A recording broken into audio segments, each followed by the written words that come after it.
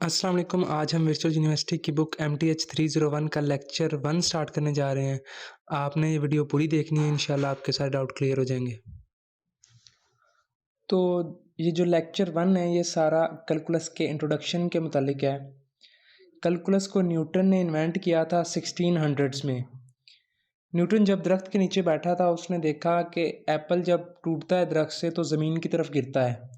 तो उसने एक सवाल किया जो इंसानी तारीख़ के अज़ीम तरीन सवालों में से एक सवाल था कि अगर एप्पल ज़मीन की तरफ गिरता है तो क्या चाँद भी ज़मीन की तरफ गिरता है? इस सवाल का जवाब ढूँढने के लिए उसने कैलकुलस को इन्वेंट किया।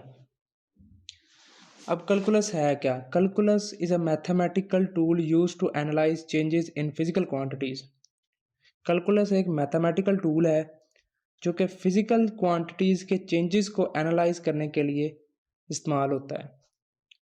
It is the mathematics of motion and changes. जहाँ पे भी मोशन और चेंजेस की बात होगी वहाँ पे कैलकुलस यूज़ होगा। और उसके बाद it applies on motion and growth and where variable forces are at work producing acceleration.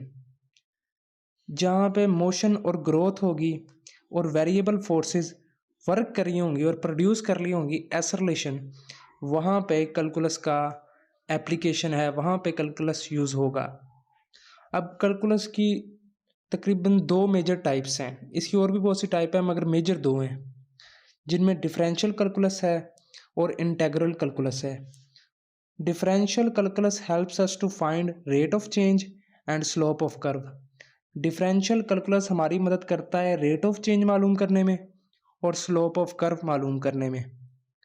जबकि दूसरी तरफ इंटीग्रल कैलकुलस जो है वो लेंथ ऑफ कर्व्स मालूम करने में हमारी मदद करता है।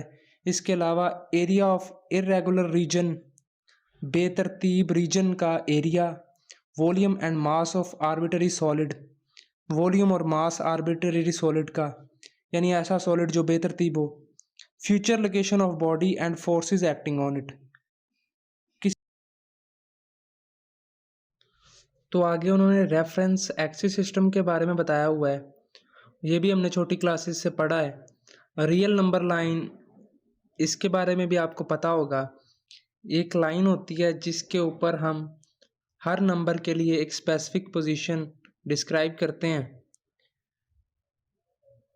The real number system consist of both rational and irrational numbers. ये जो रियल नंबर लाइन सिस्टम है ये रैशनल और इर्रेशनल दोनों नंबरों पर मुश्तमिल है। There are infinite real numbers between every two real numbers. हर दो रियल नंबर्स के दरमियान यानी 0 और 1 के दरमियान इन्फिनिट रियल नंबर्स हैं। अब उसने इस नंबर लाइन के ऊपर इर्रेशनल नंबर्स को भी पॉइंट किया हुआ है और रैशनल को भी पॉइंट किया हुआ है। जैसे पाई इर्रेशनल है लेकिन हमें पता है वो 3.14 समथिंग होता है, इसलिए हमने उसको 3 और 4 के दरमियान एक स्पेसिफिक पोजीशन दे दी है। आगे कार्टेशियन कोऑर्डिनेट्स के बारे में वो बात करता है। ये भी हमने क्वाड्रेंट सिस्टम छोटी क्लासेस से पढ़ा हुआ है। ये पहला क्वाड्रेंट होता है, ये दूसरा होता है और ये तीसरा और ये चौथा। पहले क्वाड्रेंट में एक्स भी पॉजिटिव होता है, वाई भी पॉजिटिव होता है, दूसरे में एक्स नेगेटिव होता है, वाई पॉजिटिव होता है, तीसरे में दोनों नेगेटिव होते हैं और चौथे में एक्स पॉजिटिव होता है, वाई नेगेटिव होता है। अब इनमें आपको साइन भी याद रखने हैं, जो ट्रिग्नोमेट्रिक आइडेंटिटीज़ हैं उनके साइन भी याद रखने हैं। इसके लिए बड़ी अच्छी ट्रिक है ऐड शुगर टू कॉफ़ी। ये आप करेंगे तो आपको ये याद हो जाएंगे। यानी ऐड से पहले क्वाड्रेंट में ऑल सारे पॉजिटिव, दूसरे में शुगर है एस से साइन पॉजिटिव बाकी नेगेटिव, तीसरे में टैन पॉजिटिव बाकी नेगेटिव और चौथे में कोस पॉजिटिव बाकी नेगेटिव। अब उसने बताया हुआ है लोकेशन ऑफ अ पॉइंट, यानी कोई भी पॉइंट है उसकी लोकेशन कैसे मालूम करते हैं। हम परपेंडिकुलर लाइन खींचे ना जहाँ पे वो पॉइंट लाई करता है, मिसाल के तौर पर उसने हमें ए और बी दिया हुआ है। ए को अगर हम ए से परपेंडिकुलर लाइन खींचें और वाई से बी से परपेंडिकुलर लाइन खींचें तो एक पॉइंट पे वो मिलेंगी जो कि वो पॉइंट कहलाएगा। आगे उसने ऑक्टेंट्स के बारे में बताया हुआ है।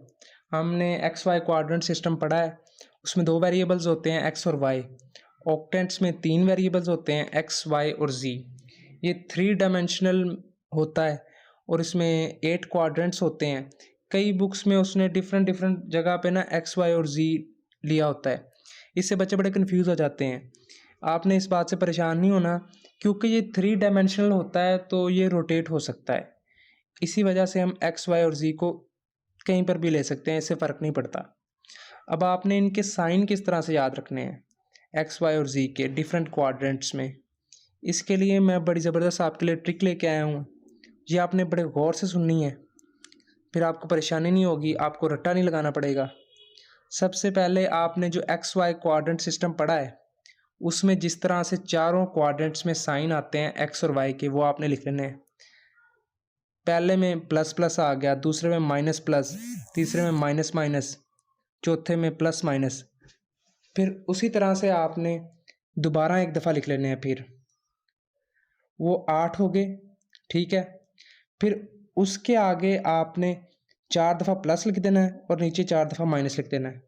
ये आपके ऑक्टेंट्स के, ये जो ऑक्टेंट्स होते हैं इनके आपके साइन बन गए एक्स और वाई के 8 क्वाड्रेंट्स में। अब आपको कोई पॉइंट देगा ना, मिसाल के तौर पर -5, 4, -2। अब आप इसे देख के बता सकते हैं यहाँ पे x माइनस का है, ये कहाँ पे है, एक यहाँ पे है, यहाँ पे है, और जो है y वो प्लस का है, ठीक है, और जो z है वो माइनस का है। तो हम ये बता सकते हैं कि ये 6 क्वाड्रेंट में लाई करता है। आपको इस तरह बिल्कुल रट्टा नहीं लगाना पड़ेगा, आपने बस ये चीज़ समझ लेनी है। आखिर में उसने फंक्शन के कॉन्सेप्ट के मतलब में बताया हुआ है, we write y is equal to f x. अगर हम लिखते हैं ना y is equal to f x, तो हम इसे कैसे पढ़ेंगे? हम पढ़ेंगे y is a function of x। y x का फंक्शन है, क्योंकि y x पर डिपेंड कर रहा है, इसलिए y x का फंक्शन है। x की जो भी वैल्यू है उस पे y डिपेंड कर रहा है, इसलिए y is a function of x। इसकी एग्जांपल भी उसने दी हुई है। मिसाल के तौर पर वॉल्यूम ऑफ अ क्यूब, ये x की पावर 3 के बराबर होता है, तो हम क्या कहते हैं कि v is a function of x, क्योंकि जो वॉल्यूम v है वो x पर डिपेंड कर रहा है, इसलिए v is a function of x।